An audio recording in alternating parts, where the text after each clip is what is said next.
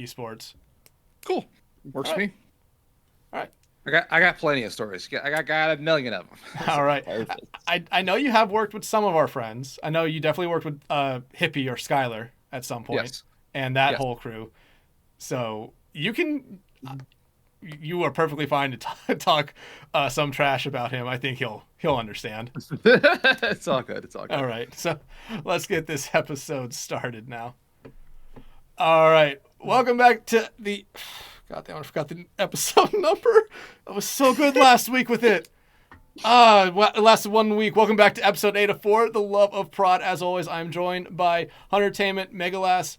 And for the first time ever in this entire podcast, we actually have someone where me and Hunter have never actually interacted with. Mega has told us that you have done some stuff with Will English, but Will, thank you so much for actually doing this. Like, you were probably one of the people I had like written down as like someone I would reach out to in 10, 15, 20 episodes to get on.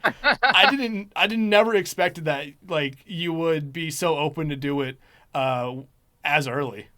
I mean, heck, I mean, everybody's got to start somewhere, and I'm always happy to support the community, especially when you work. Again, you work with some of my friends, so I was just like, I saw Joker post the episode, and I was like, huh? Like, like, where's my invite? You know.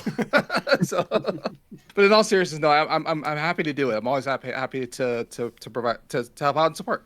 Yeah, Joker's a fun guy. He really is. But you need to keep him on topic because if you don't, he will just start to spiral into normal sports stuff, which is something I could do. And seeing that you're a Cubs fan, I imagine you would do as well. Absolutely. Are you an all Chicago fan? Yeah, I am, born and raised. I'm not. I don't watch the Bears that often because like they suck. But other than that, like I'm, Cubs, Bulls, Blackhawks, everything else. But the Bears, not so much. And I'm not a Packers fan. I'm definitely not a Packers fan. My rule is when the Bears win another Super Bowl, then I may have some interest in the team. But until such time, no, thank you. I'm good. Yeah, I've had my own personal problems with my sports teams lately as being a Charlotte fan and everything. So you got the first pick in the draft from us a year ago. Yeah, we did. Yeah. We did. Yeah, it definitely did not come back to bite us at all. Not at all. Not in the least. No, not at all.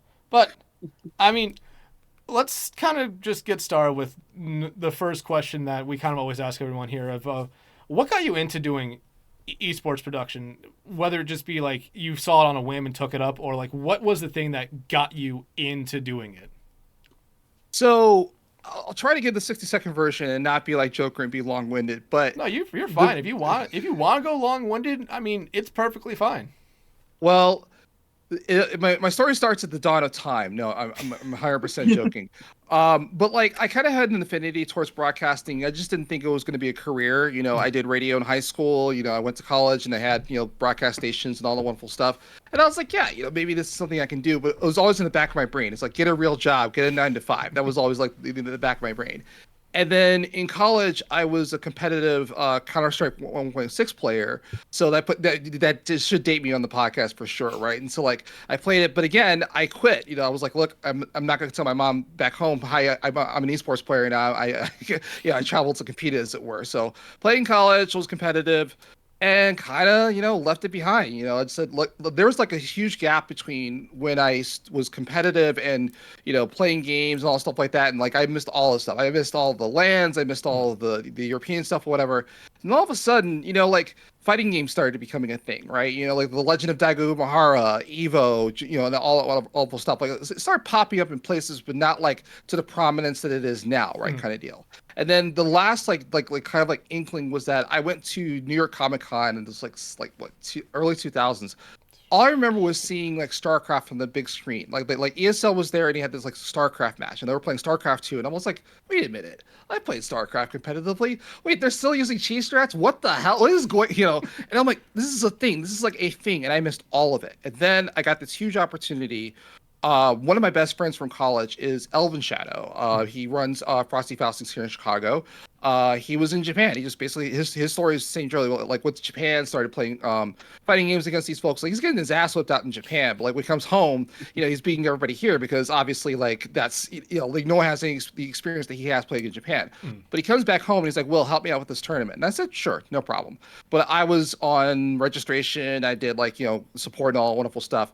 But then I saw somebody. This is where it started. I saw somebody with a webcam and a PC running a stream, and I was like, "Wait a minute, hold on. You're joking with me, right?" Because in my head, I'm like, I need thousands of dollars worth of equipment, and I need broadcast studios, I need cameras, and all stuff like that. How is this person doing this with this thing? And on top of that, how are they doing the overlays? How are they doing the graphics? The graphics are like HTML, CSS, JavaScript. That's something that I do. That's my career as a software engineer. So I was like, So took a shot at it. Little did I know that like it would get me into this way bigger world that I didn't even know existed. Right? Like I don't even consider myself a Twitch streamer to a certain extent. I mean, I have a channel and I'm a professional and I work in the industry. But like that was the start of it. And then like I did my first fighting game show, and then I was traveling the world. I did my first CS show, and then on and on and on. And then of course the pandemic, which is a whole nother saga. But that's kind of where it got started. And so I came up in the fighting game community, and then here I am now.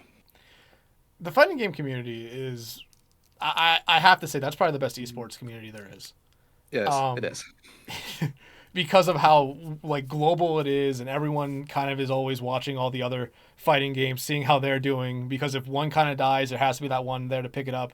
But you can see so many players go from one to the other to the other to the other and have all this success. And like I feel like you brought up Evo, and I watch that every year. It's such a fun event to see, and how big of a scale it is at this moment. It's insane to think about, because I remember watching it in a small house in Parma, Ohio one day on ESPN 8 The Ocho, and I think it was like the 2017 Evo Street Fighter grand finals. I was like, holy shit, this is on ESPN. This is amazing. So fun fact, just not to interrupt you, but fun fact about both of the Evos that were on ESPN, I was in both of them. I was helping out the first year, and I had a cameo behind Li Joe and his miraculous lower bracket run, and then the second one I worked directly with ESPN. So I'm in the shot somewhere as you see it. So like, it's funny you bring it up because I was there and I was part of that. So it was pretty cool. Damn, that's insane. Like, so wait, when you say you worked directly with ESPN, were you like helping them out on how to actually like correctly broadcast a esport event, or was it just kind of an observation role? They were more like coming in and just help, just making the show for ESPN. There was like a in-house show. There was a stream on Twitch, and then there was like this ESPN thing and whatever. And so I was helping, translate all the stuff, coordinate all the stuff, and then like another guy was working graphics at the time, but I was definitely like in the truck, like like watching the mid calls and stuff like that. And I was like, oh god, this is it was intense. Let's just put it like that. Like broadcast TV is a little bit different than running something on a stream and making a mistake, kind of deal. So yeah, absolutely. And I mean, like we could spend this entire podcast talking about just the fighting game side of it, and like there are definitely some, like I want to get more people from the fighting game stuff on here because of how fun it definitely is to watch. But I imagine there is definitely some really, really interesting stories to hear from those events. For sure. But now moving on to the second part of the question, what keeps you coming back? What keeps you coming back doing esport production stuff? It definitely sounds like this is your full-time job. But what like is kind of the thing that kept you going and kept you coming back after time and time again, especially when you're getting started, and especially now post pandemic? So it's actually kind of interesting how like I never imagined I'd have the opportunities that I do have. And every time I think about quitting, right, I'm like, you know what? Like, it's blasé. It's a young man's game. Everybody's kind of like doing bigger and better things. Everybody has more bandwidth, as it were. It's like I get an opportunity.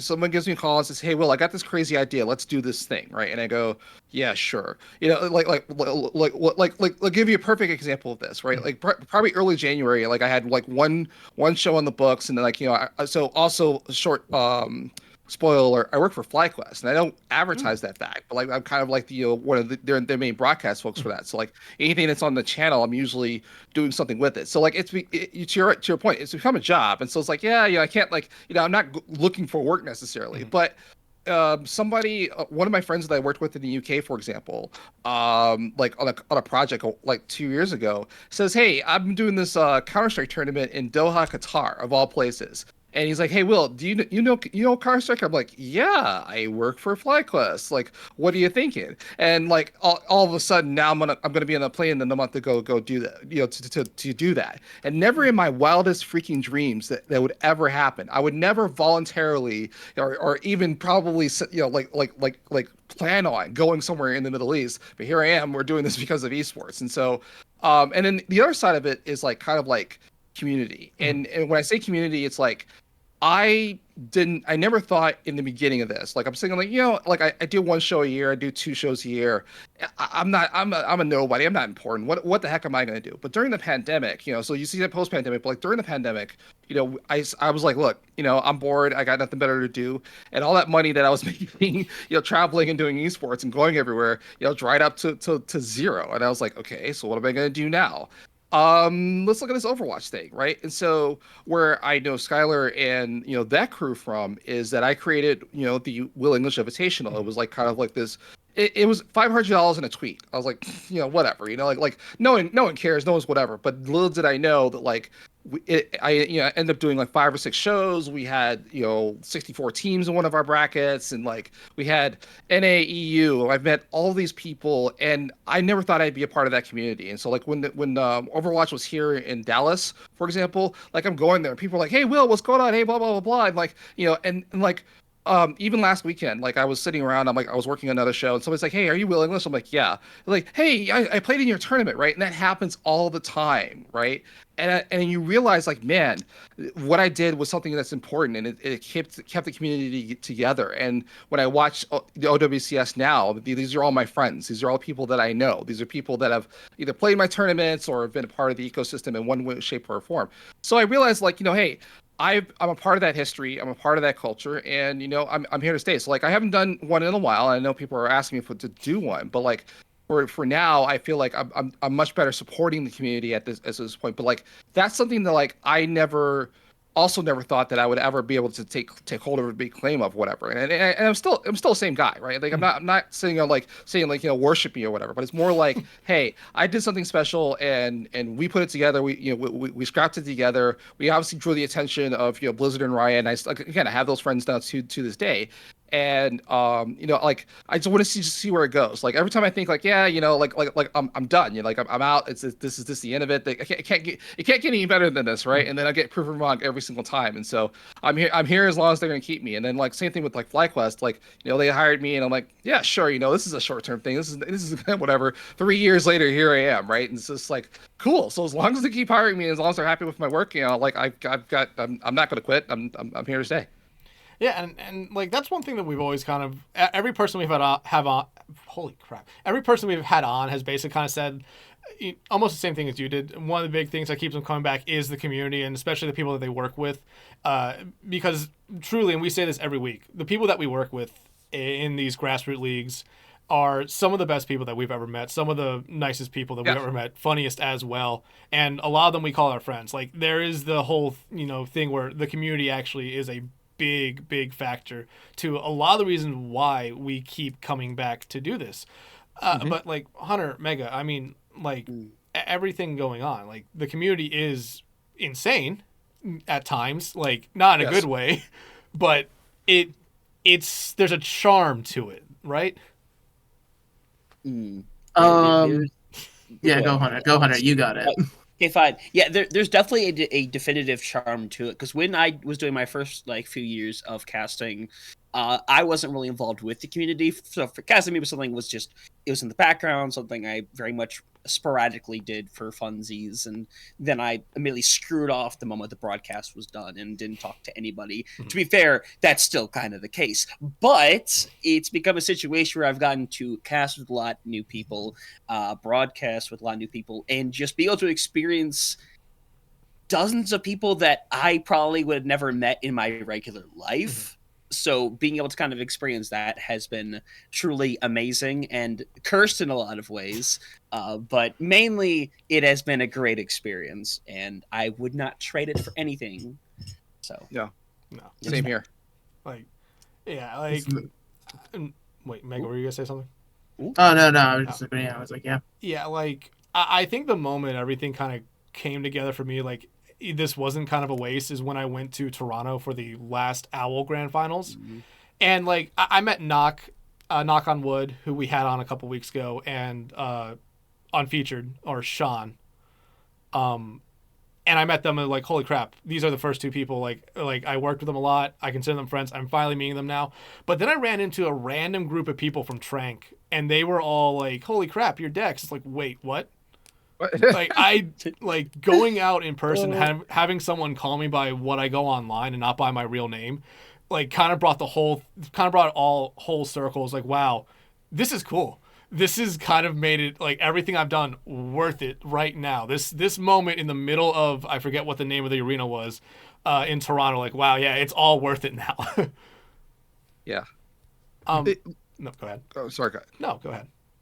I was just going to say to your point, like, I'm not used to it. Like I sometimes get accused of having an ego, and like, yeah, I put my name on the tournament. Yeah, I put my name on the channel, right, kind of deal. But like anytime I interact with the community, it's like, no, I'm Will. You know, like I'm not the Pope, I'm not whatever. But like, it's still weird when I'm just like sitting there minding my own business, and someone's, hey, are you Will? And I'm like, yeah. And I always think like there's a but. I'm like, this is like, I come to kill you, prepare to die, kind of deal, you know, whatever. But like, it turns out no, they, you know, like there's something that was important that was part of the and like no one can ever take that away from me. Like even as if I go old and see, I was like, you know what, we did put that together. Our team put something together, and it's pretty special. It's part of history. And so like I tell my team every time we do an event, I tell people we've made history. You know, you understand that, right? We've brought this community together at this event, and we're doing this thing. We're playing in person, especially when we did the first couple of LANs. I was like, people traveled for this thing. I'm like, why are you guys traveling? You know, guys, like why are you here? You know, there's plenty of places you could be, like right now, today, right? Like they want to be here, and they want to meet their friends. And like a lot of that happened in the first LAN that we did was that a lot of people had never met each other in person at all, and I was like, no, let's go. Like we were, you know, it was so weird, like then seeing them in 3D, right? Because you only see them on the other side of a screen or something like that, and it's like, oh, you're real, and you're tall, and oh my god, you know, kind of deal. It's actually pretty interesting. Yeah, Like the 3D comment. Yes, the 3D. We're all in 3D. Meg, are you in 3D or are you in 2.5? This is technically 2D. This is flat. This is flat as could be. There is the 3D, but no, I was actually gonna say, like, in similar vein with that, like, I truly never thought like my casting mattered, because like I remember when I first started casting, like, you know, it was just sort of like a late night doing it in the middle of my room just by myself, but like to gain like not notoriety in terms of like OMG, people know like who I am for fame purposes, but just to be like, oh, people are aware of like the work I've done. It's such a bizarre feeling of like just such gratification of just realizing all those hours, everything you did. It's just an amazing sort of thorough output. And like the fact that, you know, like working just random little leagues here and there, people are like, oh wait, you're the VTuber caster and stuff like that. Like when I'm trying to like train new people and stuff like that, I'm like, oh shit, I mean, yeah. But it just, you know, it's a nice way to stay humble, but at the same time, it just kind of reminds you just how far you've come from wherever you started. Yeah. Yep. Yeah. Okay, but Will, getting back to you now, and I mean, you said you had a lot of stories, but one thing I want to just touch on here, you said you one of your LAN events, you had 64 teams sign up. What is it like when you put out? I imagine it's like, hey, I'm considering doing this. Like, sign up if you want to be a part of it. What was it like seeing basically a 64 team bracket kind of fill up like that? Like, what's going through your head, like logistics wise, and like making sure everything's gonna work, like trying to get everyone like their time on screen? What's going through your head when you have all that happen? Well, first of all, like I had to me it was like the textbook definition of like imposter syndrome, right? I was like, wait a minute, this doesn't make any freaking sense whatsoever. I learned later that like the first tournament that I did, there was like this like Overwatch Discord that had the Overwatch League, some of the Overwatch League personalities and people inside of it or whatever, and that's where the tweet got posted, and so that's why like people started coming into the tournament. But no, like I was like when it started coming in, I was just like, wait a minute, wait, hold on a second, because like in my head, I'm like, if I get 8 teams, I'm happy. If I get 16 teams, I'm good, right? Kind of deal. And then I did my first tournament, we had 16 teams, and we had to say no to teams. We had to say, look, we don't have the infrastructure, we don't have the people, we cannot service you.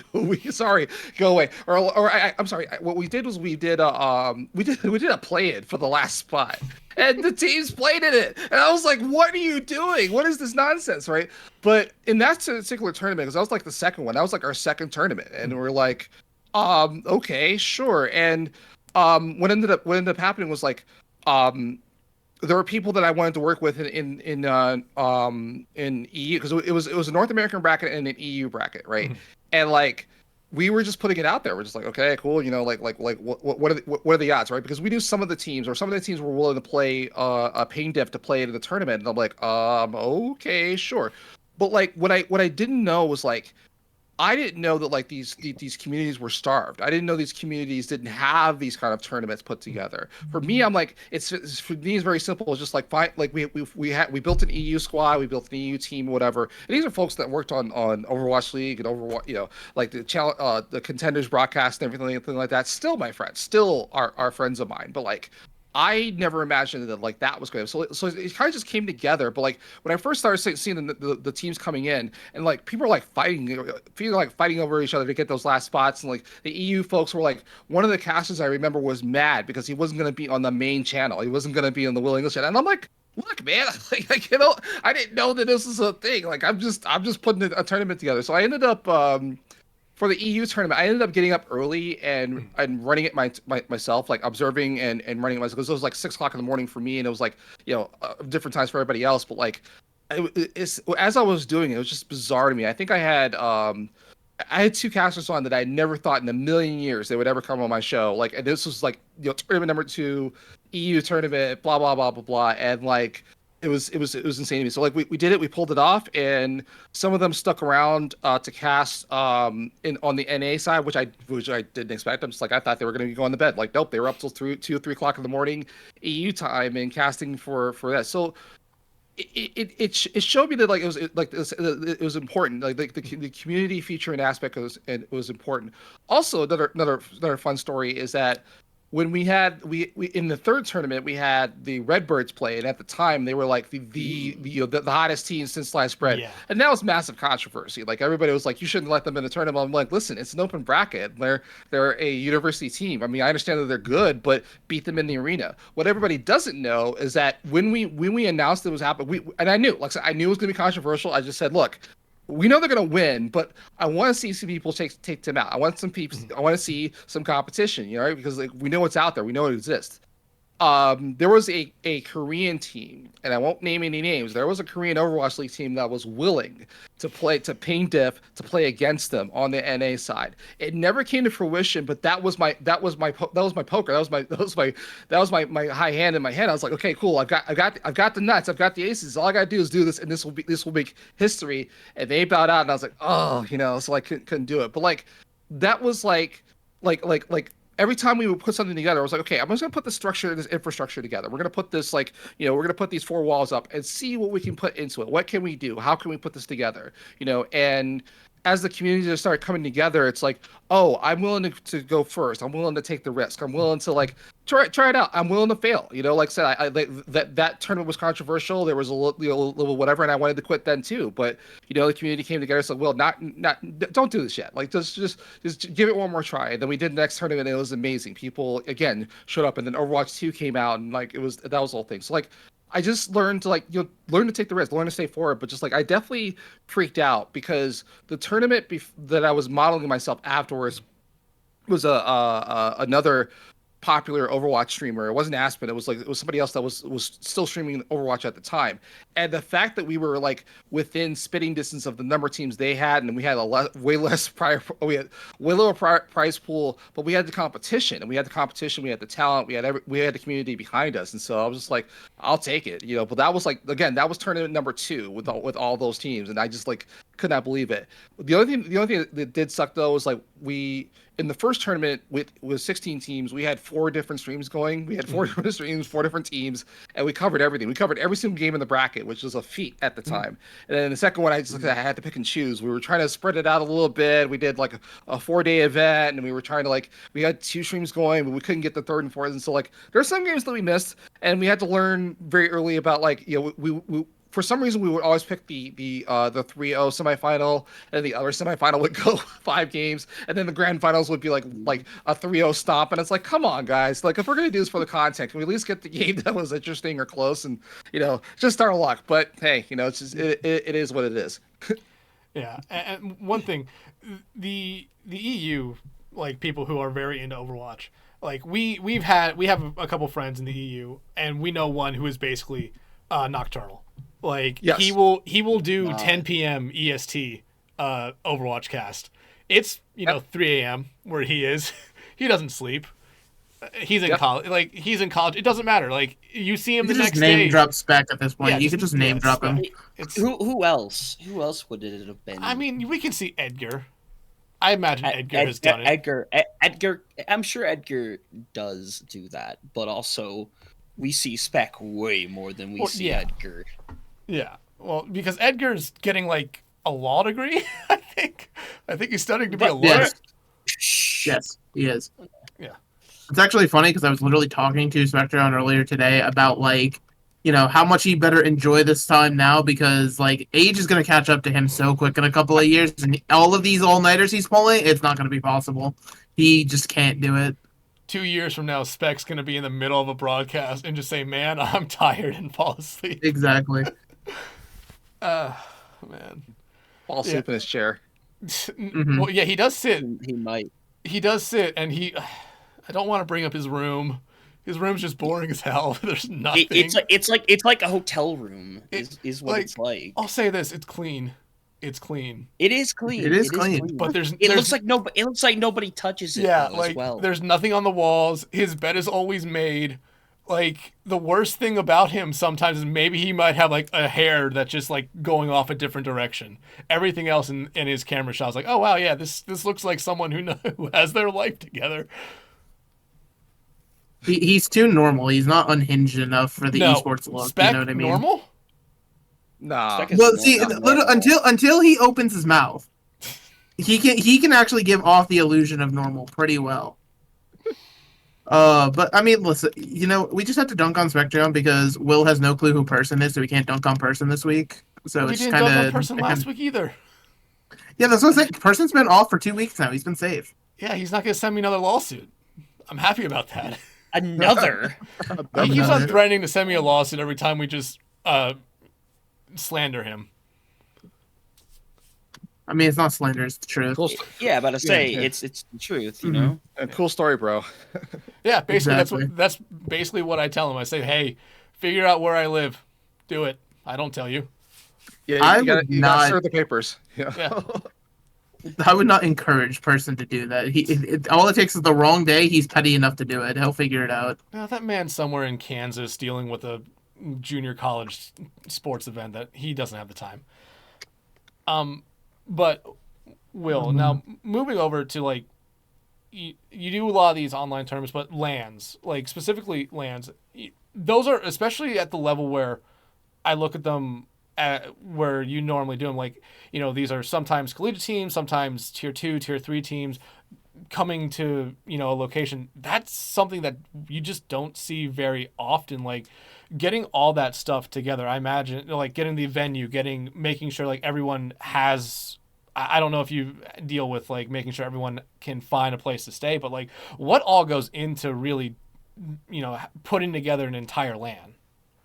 I mean, it is a lot of work. Let's just put it like that. It is a lot of work. When we did the first one, it was, well, actually, going all the way back, there was this LAN center that was near Chicagoland called Ignite Gaming Lounge, or they're now Ignite Arcade now. But at the time, the only place that I knew on the entire planet of Earth that had more than X amount of PCs and had the space and time to do it was this place, up north. And funny enough, before I even started in my career doing Overwatch stuff like that, there was a local group, Kaiju Corp, that put on events, and all I asked them to do was just to do it once. Like I took my fighting game knowledge and did my first Overwatch thing, and the only thing I asked them to do, like I didn't want to charge them anything. I was like, just let me cast one match. That's all I want to do, right? Let me just pretend to be Uber for 15 seconds, and then I can go about my business, right? But like when we did ours, it's like we just tried to extend, at the time with our staff, we wanted to focus more on the player experience. We wanted to say, like, look, we want to be there, answer those kind of questions and stuff like that. We don't want to leave anybody hanging, right? If somebody wanted to come to the tournament but just a little bit short on money, I'm like, hey, come to the tournament anyway, right? Like we want you here. If you can afford to be here, then just come on in. It's like no one's making a mint off of it, right? But at the same time, it's like everyone needs to get paid. So one of the things is, like, again, venue, a night gaming lounge became too expensive.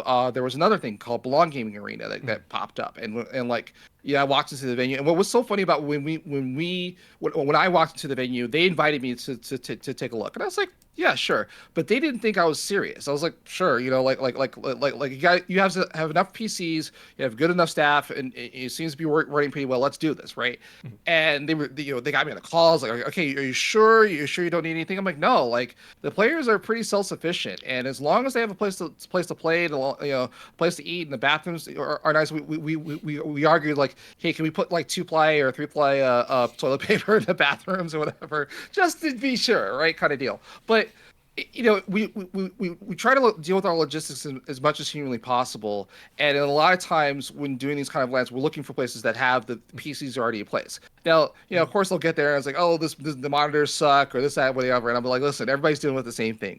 Like it's not like an actual BYO PC LAN, which also for me, I like, just small aside, I always want to make a distinction because I come from the era of BYOPC LANs, and so I always find it funny when kids say, "Oh, you're going to a LAN," and I go, "You've never been to a LAN. You've been to a party with PCs already in place, but you've never been to a LAN party." But anyway, so part of it is, like, again, finding those partnerships with venues, with PCs and stuff like that, and unfortunately, even for like the application that we have as far as like esports is concerned, it's kind of like it's not the top of mind for a lot of these LAN centers. They're just trying to survive. They're just trying to get to the lowest common denominator. People like us that highly competitive and live games, all that other stuff, like keeping up with the gear and everything, it's stressful. It's expensive, and so we do that. So that's on the one side, and on the other side, it's like again, we've had to deal with COVID. We've had to deal with like just other logistics. To your point, one person in the community stepped up. It was actually from Shikigami, Piggly Wiggly, no, Airplane. I'm sorry, Airplane. Mm-hmm. She stepped up and started finding Airbnbs for people, and like I didn't ask them to do that, and they just stepped up and made sure that their people were taken care of and got everybody. And like they set up like a Korean barbecue dinner afterwards. Like we didn't have the bandwidth to even think about something like that. But but as time goes on, you're like, okay, cool. Like what are the things people are looking for? What are the things people need? One of the other things too is like I always had this dream of like, okay, it's gonna be a finals and it's gonna be so engaging, people are gonna come to watch. But what tends to happen is when teams get eliminated, they just go somewhere else, right? Yeah. And so like with some venues, like one of the conflicts with the Ignite venue was that they had a kitchen and they wanted us to buy food from them. And I was like, listen, you have to understand what these kids are gonna do.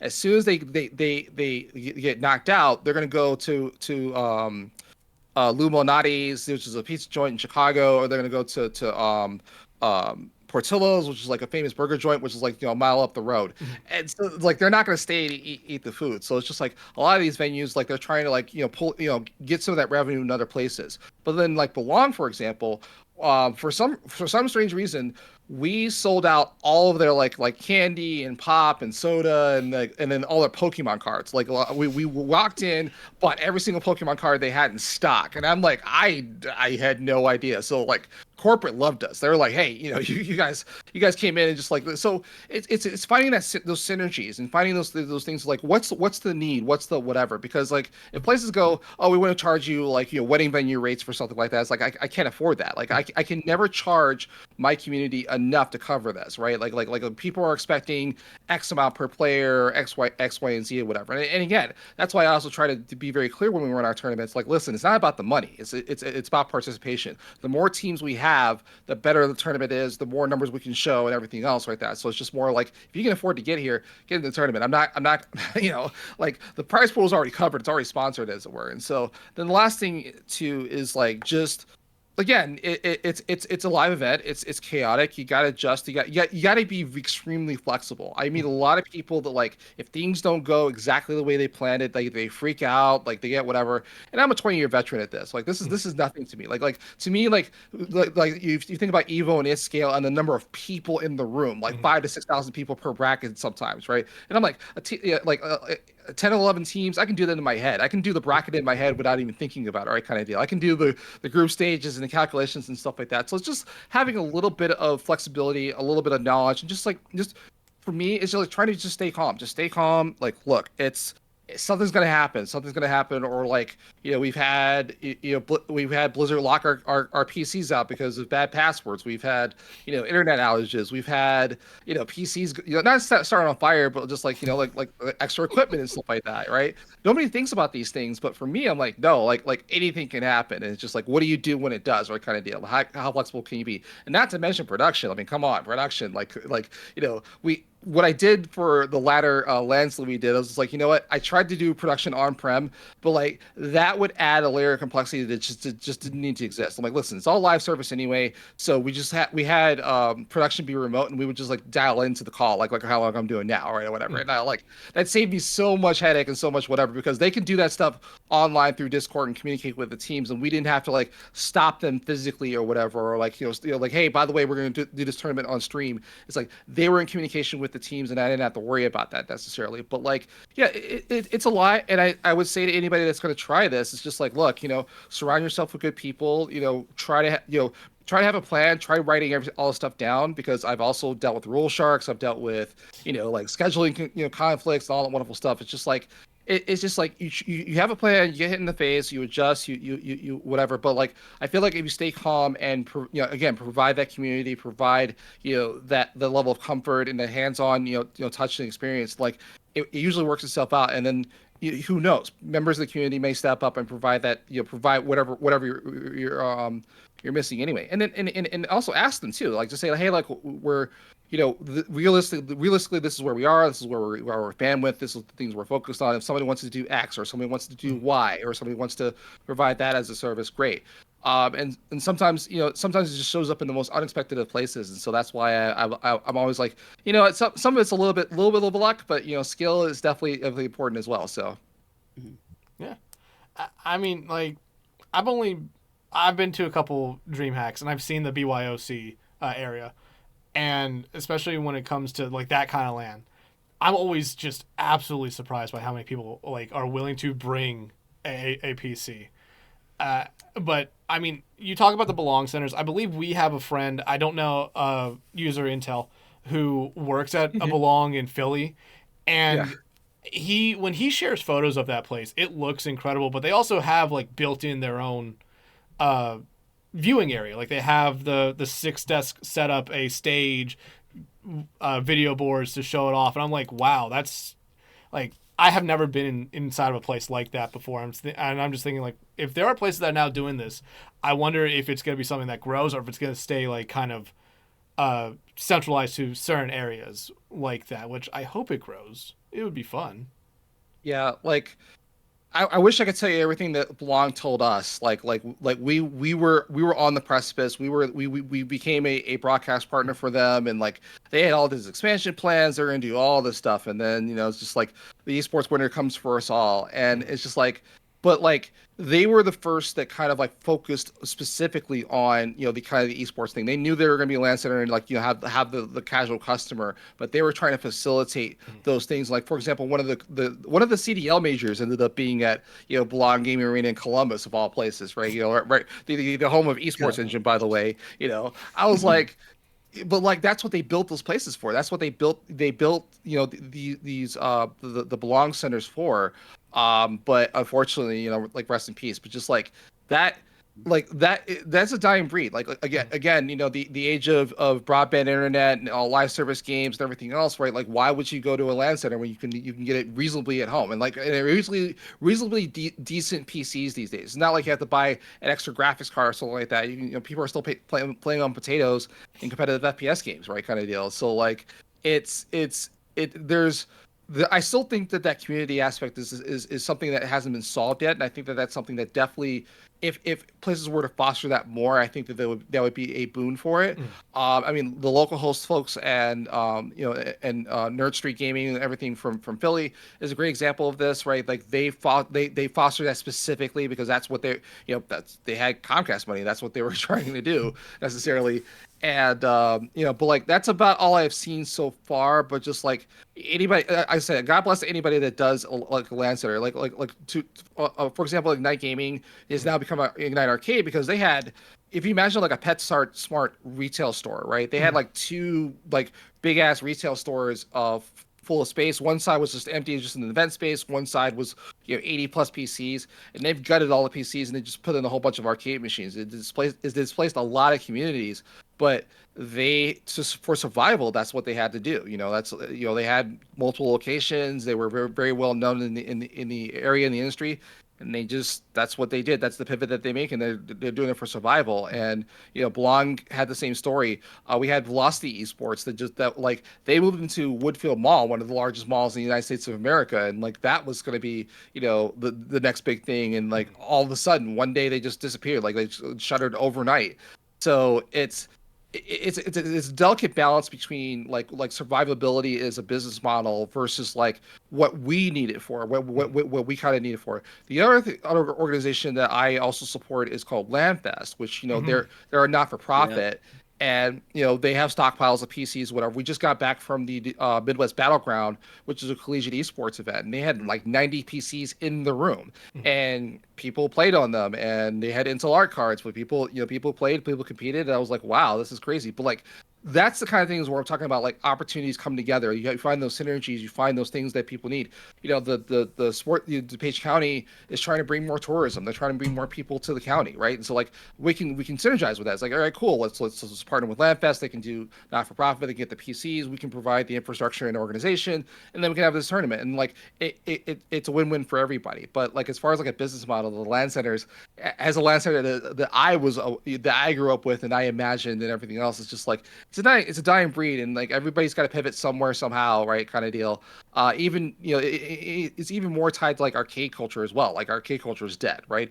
I come from the world of like going to an arcade on Friday nights as my main source of entertainment. So until all that stuff, until someone figures it out, or someone figures out some adjacent way of being profitable and servicing those communities, just like it's slim pickings, and it's just going to be people like me that are crazy enough to like, let's see if we can take something from here, and put it together and be of service to this community, and willing to do it.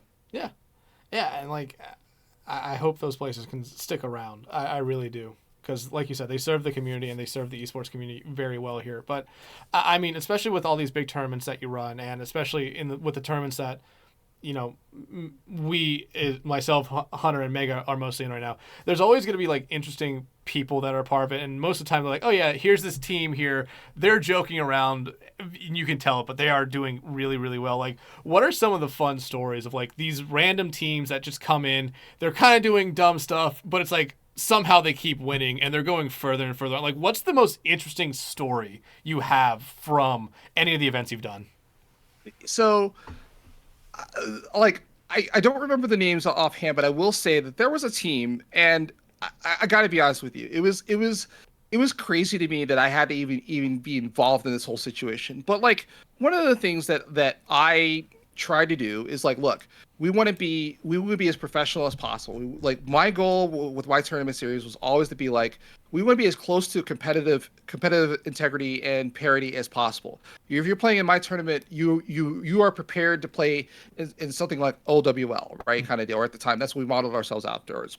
So one of the things we had to do, and also as also I've learned being a TO, is that It's not like, you know, the olden days where you can do like a Counter-Strike tournament and not worry about like licensing or asking somebody for permission. But like every tournament that I did, I had to sign my name on a dotted line that says, I understand these rules. One of them is you cannot be banned from playing in a Blizzard tournament. If you're banned from playing in a Blizzard tournament, you can't play in my tournament. There's no exception to this rule. So one of these teams came in and like they signed up with the band player's name, and we knew it. Like I'm like, guys, I have a Blizzard rep. I can send them all. We take down all the BNet IDs, and they were super salty. Like they got on Twitter. They were like, oh, Will's a jerk. You know, he's banning us from the tournament and blah blah blah blah blah. And I'm just like, okay. All right, and I just had to take it on the chin. I literally started the broadcast by saying, "Sorry, this team had an ineligible player, so they were removed from the tournament. We're moving on."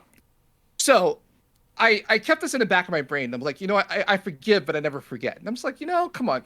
Like I'm not that bad of a person. And this person also, like, they didn't lie to me necessarily, but I'm just like, they kind of fibbed it a little bit. And I'm like, listen, if you were honest with me, I would have backed you up. I would have been like, hey, like, I know that this is controversial, but you know, we're gonna give it a shot and see how this goes. So months go by, and we got a chance to do the Toronto Defiant tournament. And it was the Toronto Defiant Holiday Bash. And this team that went all over Twitter, blah, blah, blah, blah, blah, and everything like that, signed up for the tournament. With the player got unbanned finally, right? And publicly said that they got unbanned. And I was like, here we go, right? So I'm just like, just sitting there waiting. And the tournament went on. They got to grand finals, and they got washed in grand finals. And I was like, what was all that talk for? What was all that all about? I never said anything publicly about it, but I was like sitting here going like, see, that's if you weren't talking so much trash, if you weren't talking so much shit online, if you focused on and played the game, we would have won. But you did you? You know, kind of deal. So, another fun story is like, actually, I actually got the perfect story for this. So, you know that like they're like we've had voice actors on the show. We've had we had not Johnny and Bosch. We had the other guy we had the Lucio voice actor on the show. We've had we almost had the Reinhardt voice actor for the show. But one of the tournaments that I did, we were like, okay, I had a friend of mine who was a former 4chan mod or whatever, but he's one of my best friends. And yes, he's a little bit kooky, but like, you know, hey, he's a legit DJ and stuff like that. And so we put him on the show. He did his thing, and at the end of it, I hear a small little voice clip of Matt Mercer, you know, say, you know, DJ killed this track, and I was like, wait a minute, hold on, like, apparently. Not only did this DJ know who Matt Mercer was, but apparently I knew who he was as well. We were friends like a while back, and he went under a different name. He was actually a cosplayer, right? He cosplayed as a character from Final Fantasy VII Advent Children, because his partner at the time was like a separate an Aerith cosplayer, right? So they both did it together. And I remember staring into the broadcast. I was like, Matt, I know I'm 2 degrees from like Matt Murray. I just could not process this in my brain. I'm like, how do I know this person? Where how, you know, and whatever. So like I almost got him in for the next show, but I was like, you gotta be kidding me. And then last, certainly not least, there was another player who, so again, one of those things that I forgive and not forget, right? So they played in Contenders, right? And one of the bigger controversies I felt like, as far as like Contenders was concerned, is that players would play in Contenders and then sell their spot, right? Mm-hmm. And I made it a rule immediately in the invitation. I'm like, look, there's no spot selling. If you qualify for a tournament or you qualify for a prize pool, it follows the player, not the team or whatever, right? And so these yokels, because one of them was not infected. I will say this, Infected was playing in our tournaments and stuff like that. And like seeing what he's doing right now is absolutely insane to me. Mm-hmm. But like this team like was doing all sorts of stuff to try to troll me. And then like they came to a Kaiju Core tournament, and then yet again I get to see them play against like expert talents. They played against Infected's team, and like Infected always like Infected was always like a second round or second place curse, you know, kind of deal, because like they would do really, really well in the tournament. Like And every time I would see Infected, I'm like, Infected, you got this? Are you focused? Are you ready to go? Like, because you can, I see those potential as I'm like, you can do this, bro. Just focus up, right? But anywho, the Infected team got like third place that tournament, and then the second place team was this other team that had trolled me. And again, I'm watching them just because, like, I think, yeah, because ISU was there. Yeah, ISU was playing in that tournament as well, and so they did all this stuff in contenders, and they were talking all this trash, and then I got to see them play, and it's like, okay, you're struggling a little bit, aren't you? You know, like, and again, one of those lessons, like, just don't like guys. I remember all these things. I remember when people like say certain things. I remember when people troll me. I just don't say anything about it, and I'm never going to tell them not to come to my tournament. On the record, I've not banned anyone from my tournament ever. I've never had to, right? Like they either self-select themselves out or whatever. Like it's like I'm always willing to give people a second chance, and I'm always willing to talk to people and say, hey, look, you know, things happen. People get upset, but just like I never understood like these swath of players that were just like, oh, you know, I'm so confident we're gonna do so well X, Y, and Z, and I'm just like, but then they go play, and then like you're human, right? Like, and like it's just this the comeuppance is something that I always enjoy, but I never get to like publicly like say, and like I don't care now because like it's been years, right? But just like still, it's like every time someone talks trash, I'm just like, you're not gonna do too well in the tournament, but okay, sure, thanks for telling me and letting me know. Can I think of any other player related stories? I mean, like we've had, you know, Bull Skunk and Chef Billy were on the cast one time, and they were doing contender stuff, and we've had, I mean, just so many players that like I remember when the Pro-Am thing that they did for Overwatch League or whatever, literally like 2 months beforehand, they were playing the Invitational. All these teams playing the Invitational. They're taking games off of Overwatch League teams. I'm like, what is going on here? These people were all in the same room. You know, like I said, Infected comes to mind. I remember in Dallas, like most of the Toronto Defiant squad had played in the Invitational at some point, and like like, oh yeah, I remember playing it. I was like, huh? Oh, that's pretty freaking cool. And then like, I guess also too, like we also tried our best to support and bring in as many, you know, trans and non-binary and female players and teams and stuff like that, and I feel pretty proud of that as well. It's like we always wanted to be welcoming to anybody, right? Like we never was said like, you know, you can't play or X, Y, and Z. And most of the women and female teams would get very far in a tournament. Actually, they were actually extremely competitive. Most people don't know that, but like I'm like, no, like they would get, you know, most of them would get out of group stages, they would get, you know, pretty far in the bracket or whatever. And I think if they had a little bit more support, they would be even more successful. But now you have the Calling All Heroes bracket as well with some of my friends that have casted with us. So like it's always nice to see. Like for me, I always tell anybody that's part of the tournament, like, hey, just take advantage of it while you. I mean, you to somebody's point earlier about that, where I'm like, you guys have the bandwidth now, you have the opportunity now. Take advantage of it. Whatever. I'm old hat. I'm just working behind the scenes, but like, it gives me a sense of pride to like to see them continue on and see them on the official shows and like I almost want to release their like mixtape. Like here was their audition tape when they were Vietnamese casters and they didn't know that they were that good. You know, like Rich Rad cracks me up. Like every time I see him on the show, I'm like, bro, this guy was not even, he wasn't even that good, right? And then like all of a sudden, like he's, you know, like he's on the show like showing off his abs and stuff like that. I'm just like, all right, cool, you know. But I always wanted it to be like, look, there's so many other tournaments out there, and it's not to trash any other tournament out there. I'll never do that, but just like there's so many other tournaments out there. There's so much other places that people could play. But I'm like, when you come to the Invitational, you're part of a community. Take it seriously, be respectful, or whatever. And like, and most of the time, just leading from that angle provided a lot of that infrastructure. And so I'm always will be proud of that. And you know, like it definitely, it's so fun to see everybody kind of grow up and play in their roles and stuff like that. So it's pretty cool. Yeah, and like you touch on Calling All Heroes there, and every year I'm really excited that Blizzard keeps on bringing that back. Mega, are you still playing in Calling All Heroes again this season? Yes. I have changed teams, which it's always roster mania. But with like, listen, you know, Calling All Heroes, it's amazing. It's tons and tons of fun. It's a great little outlet for, you know, it's a small community, but it's like a community that's low-key grown, especially Rising, which like it's interesting to see Rising because, like, in terms of like actual Overwatch sponsored like tournaments and stuff like that, right? Rising really is the only example of lower tier tournaments that Overwatch themselves actively like endorses and acknowledges.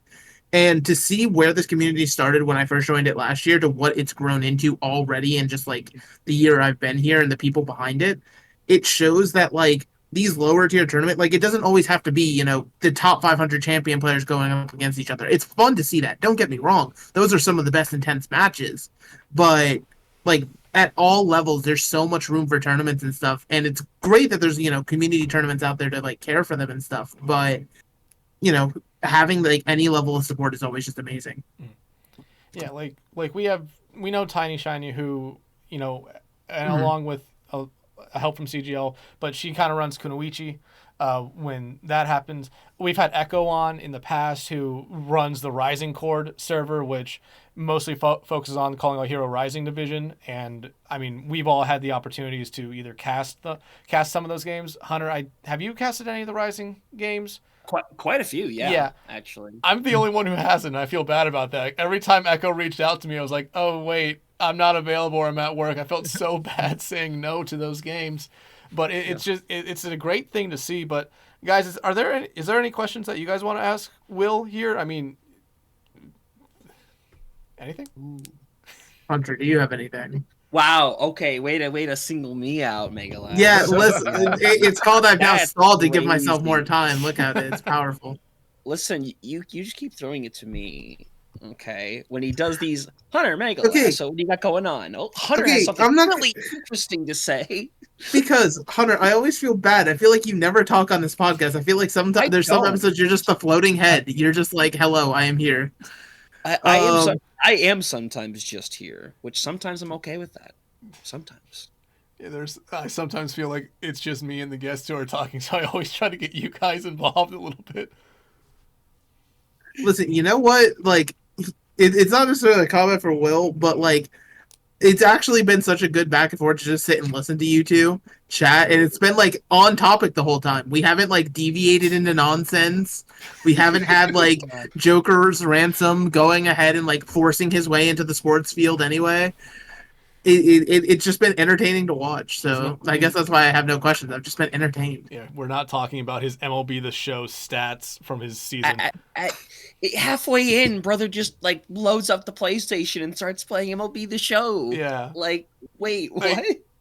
Hey, yeah, I get it sometimes, but Will, we've talked about some stuff when it comes to these LANs, but let's focus now on the production people here. You've said you've done stuff remotely.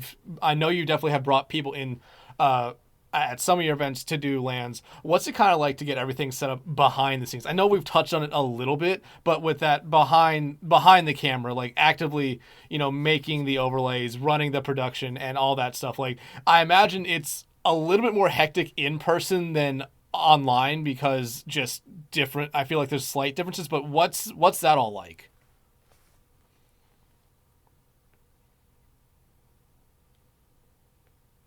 Oh, you are You're muted. You're muted. You are muted. Oops, my bad. I coughed. All right, so let me first of all, that's a great question, but I want to provide a little bit of insight on something that problem that I tried to solve initially, right? Where again, I'm a software engineer, and the only graphics overlays that were out there, or at least that existed, were the broadcast.gg ones, right? That's what I did my first tournament with, and I'm like, okay, look, I've built these things for a living. And then all of a sudden I was like, you know what? There really isn't a reliable or web-based, thing or whatever. So, and then also there's software, right? Where OBS, everybody knows what OBS is. Everybody's used OBS, right? And we, or at least one of my goals is look, I want to be able to do vMix shows, and that's paid software. That was more the industry standard at the time.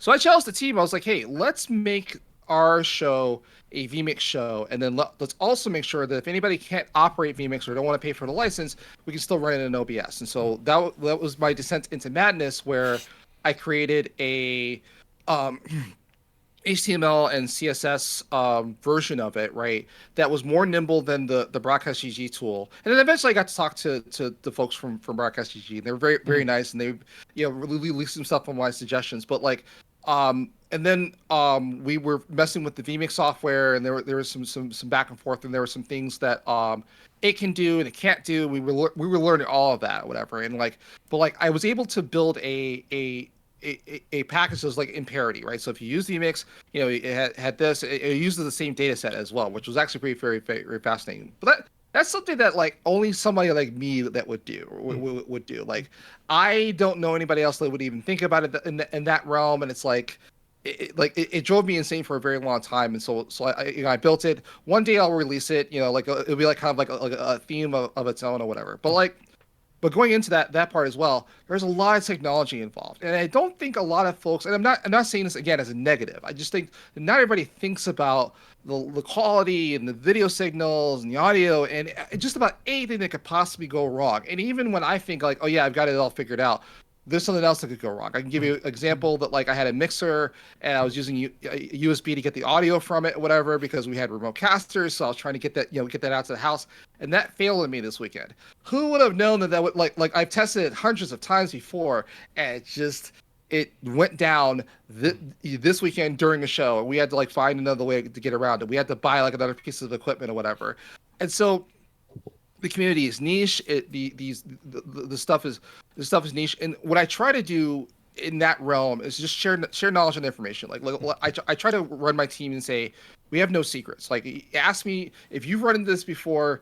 Somebody on my team probably has dealt with this before as well. So like I've learned a lot of stuff about observing and learning. I've learned a lot like the bugs and stuff like that. For example, Valorant. Just like Valorant, you can't remote desktop into it, right? You have to. The person who's observing it has to control it from their machine. They can do a follow observer on Valorant, right? But that's the only game that does that, right? So it's just like, oh crap, So like I'm doing Overwatch now, I can remote somebody in, and then like this person can control the PC, and then I can then do the production side of things, and then I can worry about the house audio, and then the casters are doing this stuff, and like, oh, this person's too hot, and I got to turn this down or whatever, and that. Unfortunately, that takes experience and time. Like I can expect people to have some of that knowledge, but I will tell you that some of my team members, and I'm not going to talk, again, name no names, but like their first live show was with me, and I didn't realize it. I was like, oh crap. If it's Hippie, you can name him. If it's Skylar, you can name him. Yeah, Hippie's first live show was with me, and I did not like in my brain. I'm like, oh yeah, it's everybody knows this stuff, right? Like everybody knows how to work an audio board, And then I had to ask him again. I was like, hey, can you come help me with this event this year? And I'm like, are you more comfortable now?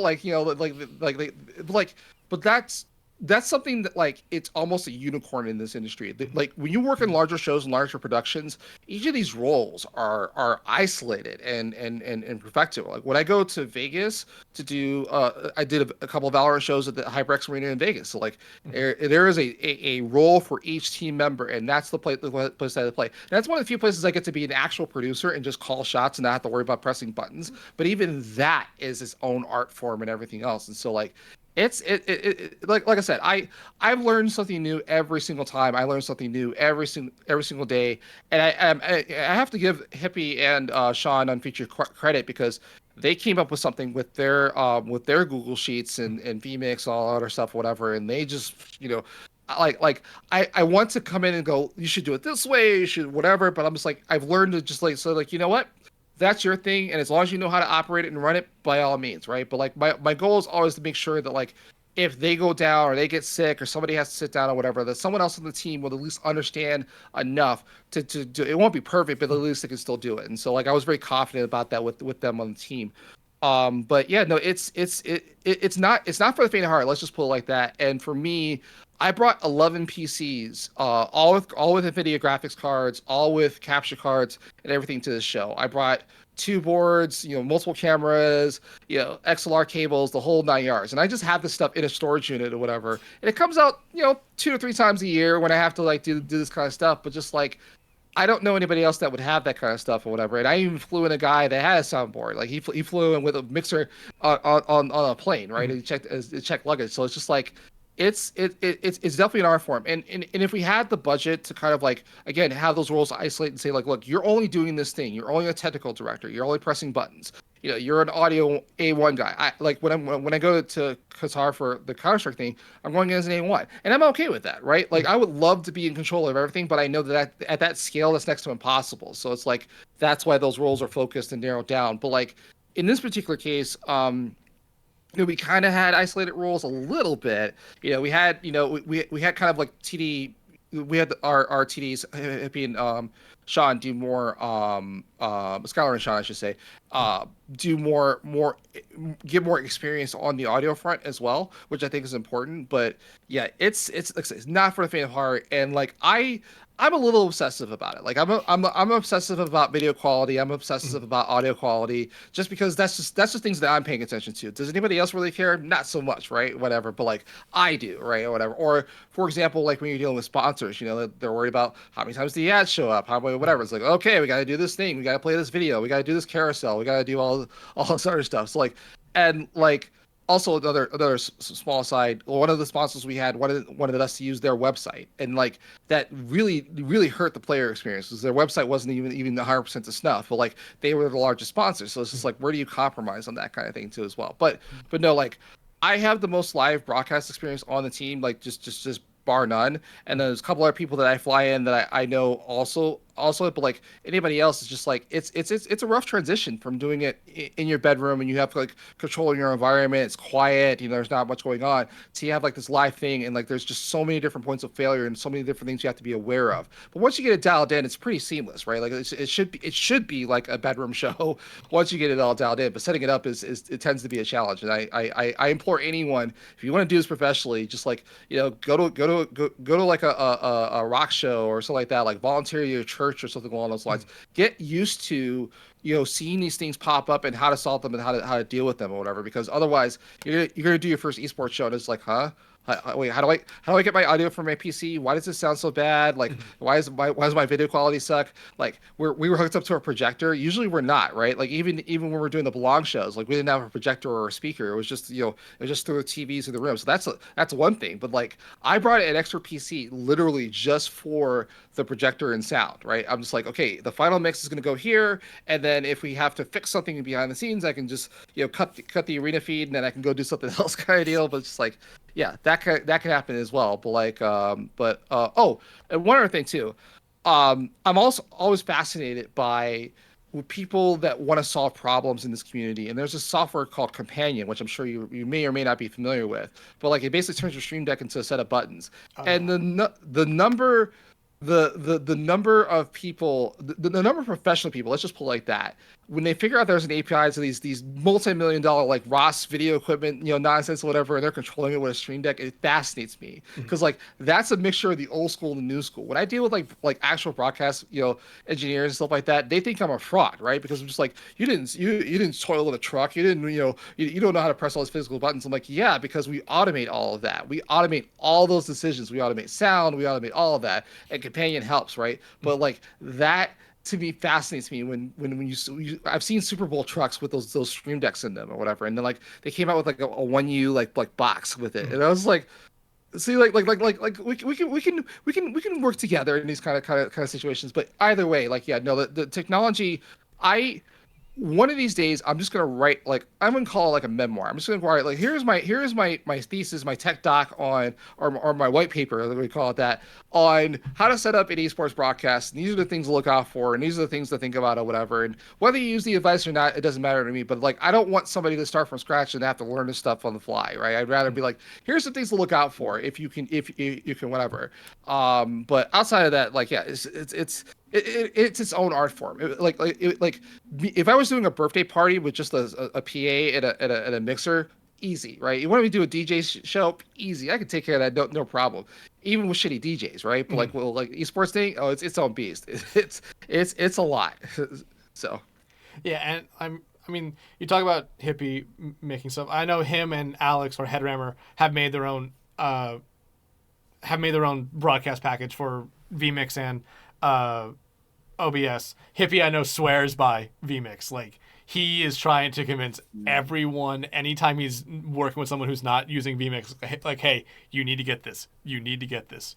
We also BPL Solomon, the creator of Solomon GG, like that is from what I've heard from everyone who's used it, a very easy like kind of API to pick up and learn how to use.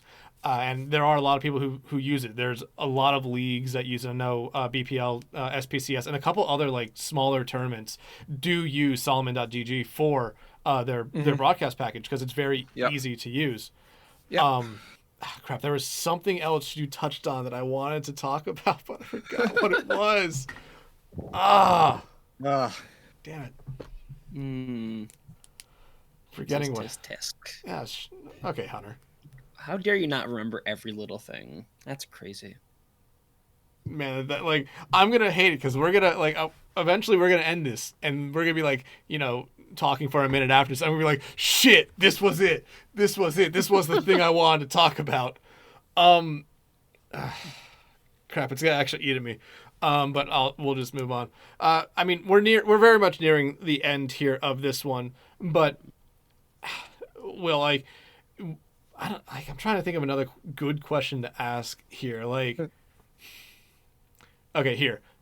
What was the this is a jokey kind of question. What was the thing that you stressed the most about, but it was the easiest fix? Like something was going wrong, you couldn't figure it out, and someone's like, did you just try like turning it off and turning it back on again and it worked? Like, what did you ever have something like that? Oh my goodness. I mean, the number of times, like, one thing I always stress, or I try to stress to people is like, whatever you were doing, whatever you practiced, right? Don't change anything day of show. I am guilty of this. Like I'm guilty of like, okay, I got this thing is working 100% of the time, but let me try this one new thing the day before a show, and then like, blah blah blah, and then you end up going back. But there was a time where, like. Look, okay, actually, I can talk about something technical and then talk about it in the realm of like, okay, we tried to do, or in a live show, actually, we did pull this off. We did multi-observer, right? Where we had two PCs, and usually when you have to do these online, you're kind of syncing them together. And again, you're in a bedroom, right? You can bring everything into OBS or bring it into vMix, and if you're swapping between feeds, it's not noticeable or an issue, right? But in our case, gotta do it live. How do you do that? Well, you can send audio over HDMI, right, and then have that come into the show. But then there's another problem. Then your observers can't hear, right, because they're like, because the audio is going through the HDMI and it's not in their ears. So I don't have it on my desk, but I have like an Astro Mix amp. All right, cool. I can use this Astro Mix amp, and it has two audio channels on it, so I can put so I did all that, and then like I was trying to get the second feed, actually I was trying to get both feeds in, right. And I was looking at vMix. I'm like, okay, like I'm looking for this audio source, and I couldn't find it. Like it was not there. And I set up this package, and I was trying something new. And like I imported the source, and it's like, there's no audio.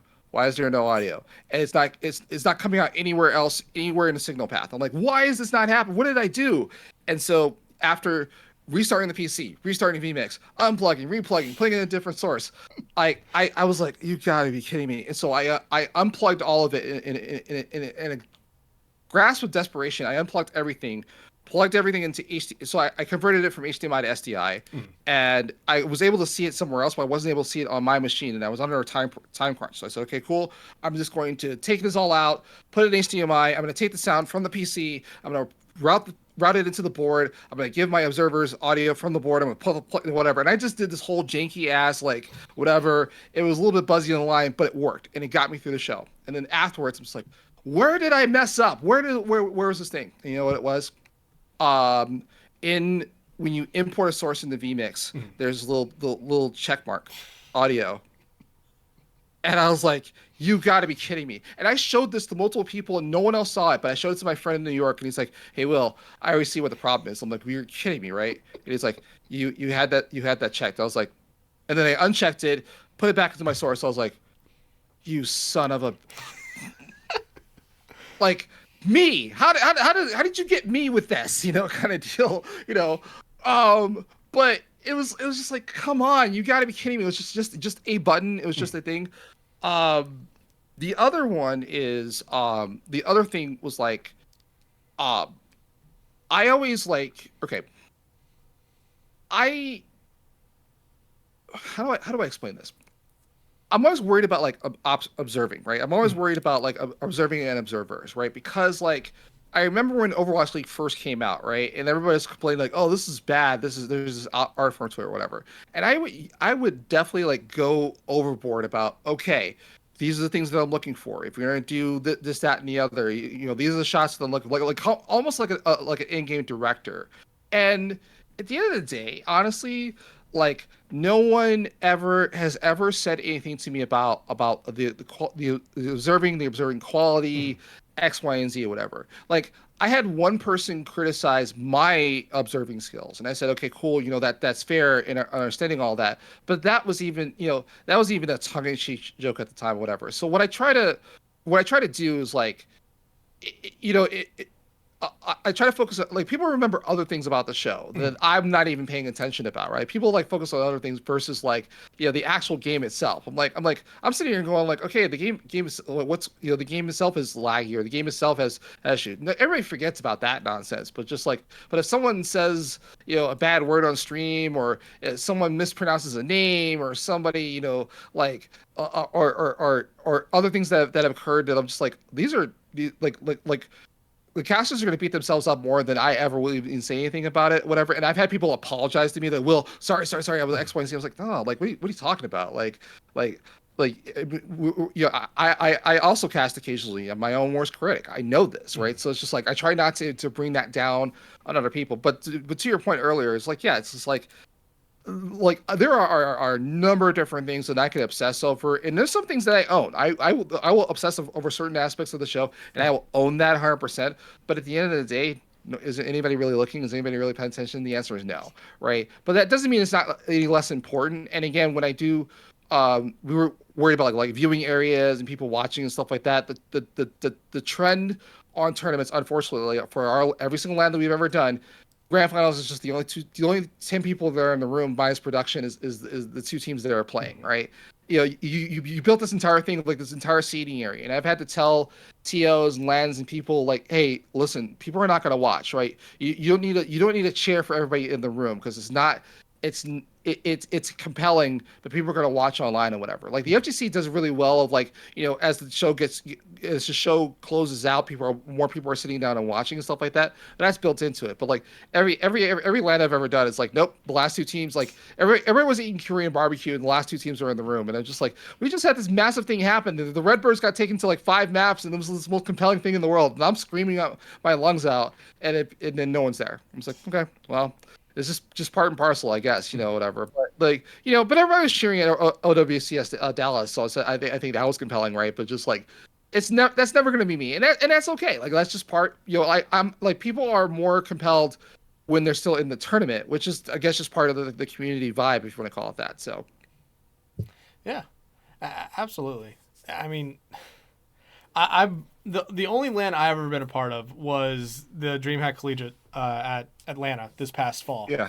And there was no I give TJ a lot of credit for setting that up. He ran a very good LAN, but there was no like TVs that you could watch any of the games on. There were parents who were there watching their kids play, and they were having to stand behind the like kind of fence barrier there, and they were only watching their kids' point of view, which I mean, hey, I give them credit for doing that. One of the schools there was Winthrop, so you had, of course, Rack Attack and Mama Rack, who at this point I feel like is a huge person, a huge like figure in the OWCS community. Like she's there and she is absolutely like cheering her head off at everything that's going on, and she's only seeing what she can see from basically watching over her son's shoulder. Like we still had a broadcast going on for everyone watching online, but it's like I wish they could have seen the broadcast as well. Yeah, same. Yeah.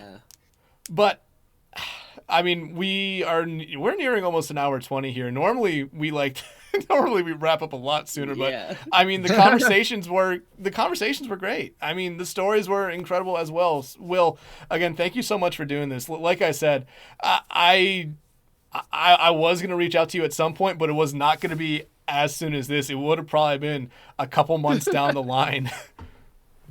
Well, like I said, I appreciate it, and now you know. Like I said, anytime you've had any questions, if you think of that other question, please let me know. And then, like, heck, we can probably do like a 5-minute, like, like Bobasode, where it's like here it is. We'll just like here's the question that we missed in the episode. But no, I appreciate it, and again, even being here and doing this podcast is just a testament to the community that we're a part of. And I always try to be grateful. And so I always want to make the time. I never wanted to be a thing where like I'm too busy and I'm whatever. It's like if I've got the time and bandwidth, I'm willing to do it, and I tell that to everybody. And so I appreciate it more than you know. I'm always grateful, and yeah, I get to tell some stories that some people may or may not have heard. So it's really cool. Absolutely. Again, thank you so much, Will, Hunter, Mega. Thank you guys as always for joining me here for this podcast. But everyone, again, thank you so much for watching. Make sure you follow us on our new YouTube, which this is where it's going to be posted from now on. Follow us on Spotify, Twitter, and Blue Sky as well. Don't really post a lot on those other than when we put out episodes. But again, thank you all so much for listening to this For the Love of Prod episode. Tune in next week when, again, I don't know who it's going to be, so you'll have to wait till then to find out. But again, everyone, thank you so much and see you next week.